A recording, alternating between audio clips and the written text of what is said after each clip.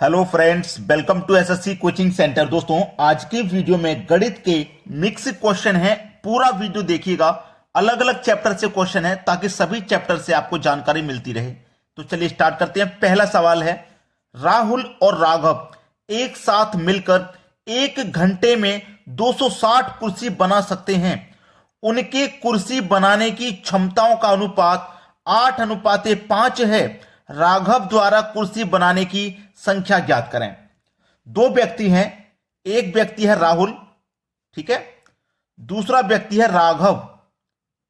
दो व्यक्ति हैं, इनकी क्षमता का अनुपात है हमारे पास 8:5, ठीक है। दोनों मिलकर एक घंटे में 260 कुर्सी बनाते हैं। ये दोनों का योग है। 260 कुर्सी बना रहे ना एक घंटे में, दोनों ने मिलकर के बनाई हैं, दोनों का योग है।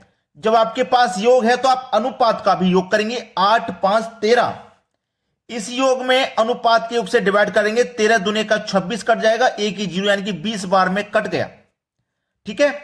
20 का मल्टीप्लाई 5 से कर दो, 100 हो जाएगा। और 20 का मल्टीप्लाई 8 से कर दो, 8 दूने का 16 और एक ही जीरो यानी कि 160 हो जाएगा। और दोनों मिलकर के कितना हो जाएगा? 260, ठीक है। आपसे पूछ रहा है राघव द्वारा कुर्सी बनाने की संख्या ज्ञात करें। राघव ने कितनी कुर्सी बनाई है? 100 कुर्सियां बनाई हैं राघव ने। पहला ऑप्शन सही हो जाएगा।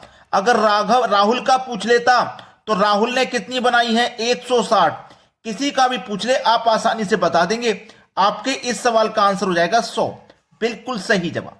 चलिए अब देखते हैं अगला प्रश्न। अगला प्रश्न है, श्याम ने लकड़ी के एक पलंग को इसके अंकित मूल्य से 30% की छूट पर खरीदकर इसके अंकित मूल्य से 40% के लाभ पर बेच दिया तो उसे अपने क्रय मूल्य पर कितने प्रतिशत लाभ हुआ? देखिए, अंकित मूल्य कह रहा है, अंकित मूल्य मतलब मार्क प्राइस। उसने खरीदा मतलब कॉस्ट प्राइस, फिर उसने बेच दिया मतलब सेलिंग प्राइस, ठीक है। मार्क प्राइस जो भी उस पर लिखा हुआ है वो अपने आप में 100 रुपया है मान लीजिए, ठीक है। अब 100 रुपए की चीज को अंकित मूल्य आपने 100 मान लिया, वो 30% की छूट पर खरीद रहा है। 100 का 30%, 30 रुपए की छूट हो गई। इसका मतलब वो 70 रुपए में खरीद रहा है। 70 रुपए में क्या कर रहा है? वो खरीद रहा है, 70 में खरीद रहा है। उसके अंकित मूल्य से 40% के लाभ पर बेच रहा है। भाई 40% के लाभ पर बेच रहा है अंकित मूल्य से। अंकित मूल्य कितना था? 100 था, और 40 के लाभ पे बेचेगा, यानी कि 100 में 40 जोड़ के बेचेगा, 140 में बेचेगा। अपने क्रय मूल्य पर कितने प्रतिशत लाभ प्राप्त कर रहा है वो? अपने क्रय मूल्य पर, ये पूछा है उसने खरीदा था 70 में, बेच रहा है 140 में। 70 में खरीदा, 140 में बेचेगा, 70 रुपए का फायदा करेगा वो। 70 का फायदा करेगा ना। फायदा हो चाहे नुकसान, हमेशा कॉस्ट प्राइस पर निकलता है।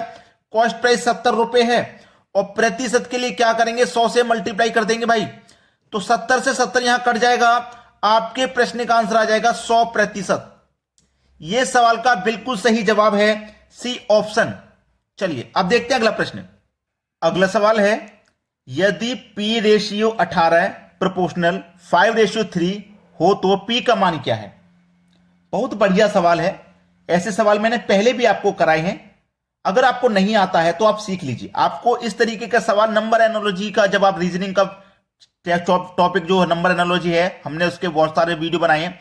नंबर एनालॉजी में आपका इस तरीके का क्वेश्चन आता है। अब ये गणित में आ गया। गणित में जब भी रहता है ना, आपको करना क्या रहता है? जब भी गणित में रहेगा, याद रखना, जब भी गणित में रहेगा आपको क्या करना रहता है? इस तरीके का सवाल है। अब देखिए इस तरीके के सवाल में क्या होगा? इन दोनों का रिलेशन बनेगा, इन दोनों का रिलेशन बनेगा, बीच में क्या है? प्रोपोर्शनल है, ठीक है। चलिए, अनुपात का मतलब क्या होता है? बटा भी होता है, तो P के बटे में 18 आ जाएगा, बराबर 5 के बटे में 3 आ जाएगा। क्रॉस मल्टीप्लाई कर दो, 3 का मल्टीप्लाई P से हो जाएगा 3P, बराबर 18 5 90, P बराबर 90, मल्टीप्लाई वाला 3 बटे में 3 3 9 1 0 30 बार में कट गया। P की वैल्यू 30 आ गई, सवाल खत्म हो गया। इतने ही समय लगना चाहिए बस आपको भी। जब आप एग्जाम में सवाल को करें तो आपको केवल इतना ही समय लगना चाहिए। इससे ज्यादा का टाइम अगर आप लगाते हो तो आप अपना समय बर्बाद करोगे। अब देखो इसको दूसरे तरीके से कैसे किया जाता है, मैं आपको बता देता हूं। एक तरीका तो ये हो गया, दूसरा तरीका भी मैंने आपको बताया है कि अंदर अंदर वाली संख्याओं का मल्टीप्लाई, बाहर बाहर वाली संख्याओं का मल्टीप्लाई। तो बाहर वाली संख्याओं का मल्टीप्लाई करेंगे, पी का 3 से करेंगे तो 3p बराबर 18 5 90। 3 से 90 को कटा दो, 30 बार में कटेगा, पी की वैल्यू आ गई 30, सवाल खत्म। यह तरीका जो किताबी मेथड है, जो हमें बताना जरूरी था, वरना हम शॉर्ट ट्रिक से ऐसे कर देते हैं इसको। चलिए अब देखते हैं अगला सवाल। अगला प्रश्न है, ए किसी कार्य को 20 दिनों में तथा बी 40 दिनों में कर सकता है। ए द्वारा कार्य आरंभ करके वे बारी बारी से एक एक दिन कार्य करते हैं, तो किस दिन कार्य पूरा होगा? ए कार्य को 20 दिनों में कर रहा है भाई, और जो बी है वो 40 दिनों में कर रहा है, लेकिन काम नहीं पता कितना है। अगर दोनों का एलसीएम ले लेंगे तो काम मालूम हो जाएगा। 20 का 40 का एलसीएम हो जाएगा 40। 20 से कटाओ 2 बार में, 40 से कटा दो 1 बार में। ए का एक दिन का काम 2 है, एक दिन में ए कितना काम कर रहा है? 2, तभी तो 20 दिन में 40 काम को करेगा। बी एक दिन में 1 काम करेगा, तभी तो 40 दिन में 40 काम करेगा। ये टोटल काम है, और ए का एक दिन का काम 2, बी का एक दिन का काम 1। ठीक है, अब आपसे कह रहा है कि ए द्वारा कार्य आरंभ किया। ए ने कार्य को आरंभ किया और ए एक दिन में कितना काम कर रहा है? 2 काम कर रहा है। 2 काम करके चला जाएगा। फिर दूसरे दिन कौन आएगा? बी आएगा। बी अपना 1 काम करेगा और चला जाएगा। क्लियर? समाप्ति हो जाएगी क्वेश्चन की। अब 2 दिन में कितना काम हो रहा है? 2 दिन में काम हो रहा है भाई 3। टोटल काम कितना है? 40 है। 2 दिन में काम हो रहा है 3। जहां तक कटेगा वहां से आप कटा लेंगे। 13 त्रिक्का 39 तक कटेगा भाई। 3 से 13 बार में 39 तक कट जाएगा। अब 1 बच रहा है ना, 1 बच रहा है, 1 बच रहा है। मैं यहां लिखता हूं। अब ध्यान रखना कि मैंने ये 2 दिन के काम से डिवाइड किया है। 2 दिन के जब काम से डिवाइड किया है तो आप इसमें 2 से मल्टीप्लाई करेंगे। 13 दुनिया का हो जाएगा 26। जब मैं 1 दिन के काम से डिवाइड करता हूं तो फिर यहां मल्टीप्लाई नहीं करता, क्योंकि 1 से मल्टीप्लाई करेंगे तो वही संख्या रहेगी। जब हम 2 दिन के काम से डिवाइड कर रहे हैं तो फिर यहां 2 से मल्टीप्लाई करना होगा। अगर हम 3 दिन के काम से डिवाइड करेंगे तो यहां 3 से मल्टीप्लाई करना रहेगा। याद रखना इस बात को। 26 दिन में इतना काम हो गया। अब काम कितना बचा है? 1 काम बचा है। उसे करने कौन आएगा? ए आएगा। उसे करने कौन आएगा? ए आएगा। यानी कि 26 दिन तो पूरे हो गए। अब 1 काम बचा है, इसे करने कौन आएगा? ए आएगा। कौन से दिन आएगा? 26 के बाद 27वें दिन ही तो आएगा। तो किस दिन कार्य पूरा होगा? 27वें दिन कार्य पूरा होगा। डी ऑप्शन प्रश्न का सही जवाब है आपका। उम्मीद करता हूं सभी को अच्छे समझ में आ गया। चलिए अब देखते हैं अगला सवाल। अगला प्रश्न है, यदि एक मोबाइल प्लान में 6 मिनट का मूल्य 32 रुपए है तो 4 मिनट की कीमत लगभग कितनी होगी? लगभग में आंसर आएगा। चलिए, हमसे बोला है 6 मिनट का जो मूल्य है वो 32 रुपया है। 6 मिनट का 32 रुपया। आप 1 मिनट का निकाल लो। 1 मिनट कैसे निकालेंगे? 32 में 6 से डिवाइड कर देंगे। 1 मिनट का ये हो गया। ये 1 मिनट का मूल्य है। हमें निकालना है 4 मिनट का, तो 4 से इसमें मल्टीप्लाई कर देंगे। ठीक है, चलिए 2 से मैं कटाऊंगा तो ये 3 बार में कटेगा। 2 से कटाऊंगा 2 बार में। 32 का मल्टीप्लाई 2 से कर देंगे तो 64 हो जाएगा। और इसमें क्या करना है? 3 से डिवाइड। 3 दूने का 6, 3 1 कम 3, 1 बचेगा, नहीं जाएगा, दशमलव लगेगा, 30 हो जाएगा। सॉरी, 1 बचा ना, दशमलव लगने के बाद 10 हो जाएगा। 3 त्रिक का 9, फिर से 1 बचेगा, फिर से 10, 3 त्रिक का 9, ये कटेगा 21.3333 चलता रहेगा। तो इसको आप क्या लिख सकते हैं? 21 के दशमलव में 3 3 चल रहा है ना। अब देखो 21 दो ही ऑप्शन में, 21 30 21 40, तो 21 30 के पास में है ना, ये 21 30 के पास में, तो लगभग यहां इतना आंसर आ जाएगा इसका। B option. लगभग में तो पूछ रहा है, पूरा करेक्ट नहीं पूछ रहा, लगभग में। तो 30 के पास आ रहा है ना हमारा आंसर, 21.33, 21.33 यानी कि 30 के पास में आ रहा, तो लगभग में ये आंसर हो जाएगा हमारा। चलिए अब देखते हैं अगला सवाल। अगला सवाल है, 34 का 15% क्या है? 34 का मतलब मल्टीप्लाई होता है। 15%, परसेंट का मतलब बटे में 100 होता है। यह पूछा है सवाल। इसको आपको खत्म कर देना है। 5 से ये 3 बार में कटेगा और 5 से ये कट जाएगा 20 बार में। ठीक है, चलिए 2 से ये 10 बार में कटेगा और 2 से कट जाएगा ये 17 बार में। ठीक है, 17 का मल्टीप्लाई 3 से कर दो, 51 होता है। और डिवाइड में आपके में 10 है।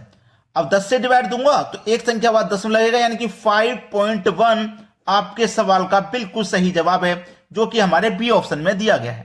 क्लियर है सभी को आंसर? चलिए अब देखते हैं अगला सवाल। अगला सवाल है, यदि दो संख्याओं का अनुपात 3:5 तथा HCF 20 है तो उनका एलसीएम क्या होगा। बहुत ही बढ़िया सवाल है। देखिए, A/B, इनका अनुपात कितना है, 3:5 है। यही तो है सवाल। आपके पास देखिए HCF आपके पास कितना है, HCF आपके पास 20 है। तो अब क्या करें, अनुपातों का भी HCF ले लेंगे। 3 और 5 का HCF 1 आ जाएगा। आ गया कि नहीं आ गया, 1। यानी कि इस HCF में अनुपात के HCF से डिवाइड करेंगे तो 20 ही रहेगा। तो 20 का मल्टीप्लाई 5 से कर दो 100 और 20 का मल्टीप्लाई 3 से कर दो तो 60। यानी कि A हमारा 60 है, B हमारा 100 है। क्लियर है।